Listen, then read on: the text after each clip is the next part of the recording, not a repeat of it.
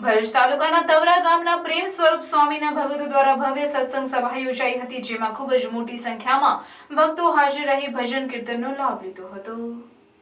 સત્સંગ સભા અંતર્ગત નવા તવરા બસ સ્ટેન્ડથી રેલીની શરૂઆત થઈ હતી। ત્યાંથી રેલી સમગ્ર નવા તવરા અને જૂના તવરા ગામના મુખ્ય માર્ગ પર ફરીને જૂના તવરા બસ સ્ટેન્ડની પાસેના ગ્રાઉન્ડમાં રેલીનું સમાપન થયું હતું। આ સભામાં પ્રેમ સ્વરૂપ સ્વામીનું સ્વાગત ગામના આગેવાનો તથા સ્વામિનારાયણ ભગતો દ્વારા કરવામાં આવ્યું હતું। પ્રેમ સ્વામી તેમના પ્રવચનોમાં ભગતોને હરિધામ સોખડા મંદિરે 27/12/2023ના રોજ સામૈયામાં પધરાવવા આમંત્રિત કર્યા હતા, જેમાં યુવાનોને ખાસ પધારવા આમંત્રણ આપ્યું હતું। હરિપ્રસાદ સ્વામીની જૂની વાતો કરી તાજી કરી હતી। પ્રોગ્રામ સમર્પણ કર્યા પછી તવરાના હરિભક્તોને ત્યાં પધરામણી કરી હતી। આ પધરામણીથી ભગતોમાં એક ખુશીનો માહોલ છવાયો હતો। યુવાની હોય એટલે બધું હોય જ, એટલે સ્વામીજીને એમને પ્રાર્થના કરી કે અમે તો આવા છે। સ્વામી કે મને તમારા જેવા જોડે જ ફાવે, એનું નામ ગુરુહરિ સ્વામીજી।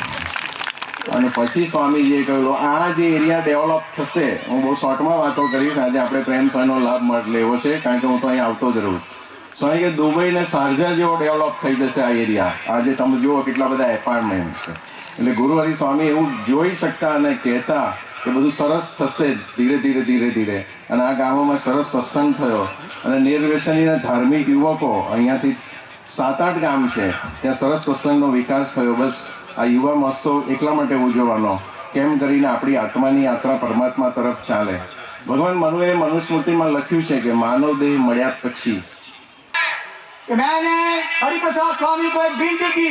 उस दिन तो मेरी उम्र भी 22 साल की थी, लेकिन मैंने कहा उसको कि आप मेरे घर के अंदर आइए और मेरा चरण पर और मेरे जो भूमि है मकान की उसको पवित्र करके और एक आप हमारा घर का जो अन्न ग्रहण करोगे तो हमारा भाव सुधर जाएगा।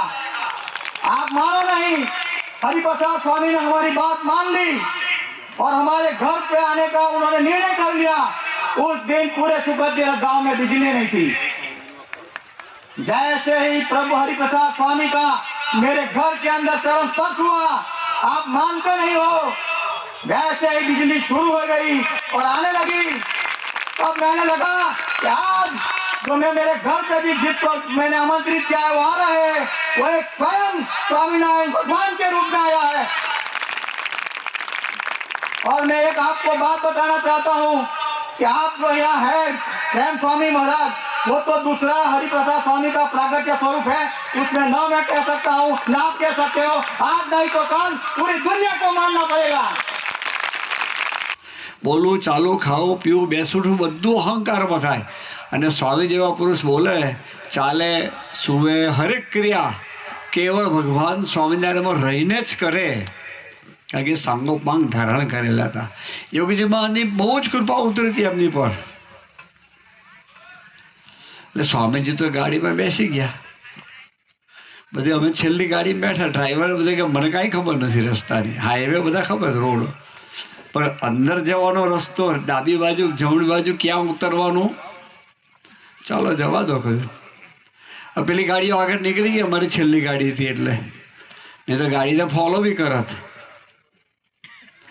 એટલે ડાંગરાની જ્યાં લેફ્ટ જ મારવાનો હોય ને, એટલે પેલું કહ્યું આપણે લેફ્ટ પર 3 ચીલા ખંડોવી, તમે ખરેખર જે ચીલો જોઈ લો એ ચીલા પર ગાડી જવા દો તો તમે ગામડે પહોંચો। આ 60 વર્ષ પહેલાંની વાત કરું છું। મને ખબર જ વખત તને જે ભગવાન ઉજાડે રસ્તા પર લઈ લેતો, એટલે એણે લીધું, એટલે 17 કિલોમીટર પછી એક ગામડું આવ્યું અને ડાંગરા નહોતું,